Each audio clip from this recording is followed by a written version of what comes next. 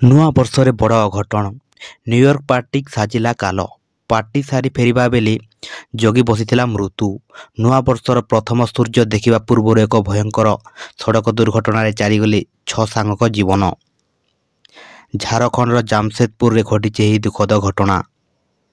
ସୂଚନା ଅନୁସାରେ New York party ସାରି ଫେରିବା ବେଳେ ଏକ କାର ନିୟନ୍ତ୍ରଣ ହରାଇ ପ୍ରଥମେ ରାସ୍ତା କଡ଼ରେ ଥିବା ଡିଭାଇଡରେ ଧକ୍କା ହୋଇଥିଲା। ଏହାପରେ ଏକ ଗଛ ସହ ପିଟି ହୋଇ ଗାଡ଼ି ଓଲଟି ପଡ଼ିଥିଲା। କାରରେ ମୋଟ 8 ଜଣ ଥିବାବେଳେ ଘଟଣାସ୍ଥଳରେ ହିଁ ଗାଡ଼ିରେ ଥିବା 6 ସାଙ୍ଗଙ୍କ ମୃତ୍ୟୁ ଘଟିଛି ଓ 2 ଜଣ ଗୁରୁତର ଆହତ ହୋଇଛନ୍ତି। ଏହି ଧକ୍କା ଏତେ ଜୋରରେ ହୋଇଥିଲା ଯେ ଏହାର ଶବ୍ଦ ବହୁ ଦୂର ପର୍ଯ୍ୟନ୍ତ ଶୁଭୁଥିଲା। ଘଟଣାସ୍ଥଳରେ ପୋଲିସ ପହଞ୍ଚି ତଦନ୍ତ ଆରମ୍ଭ କରିଛି।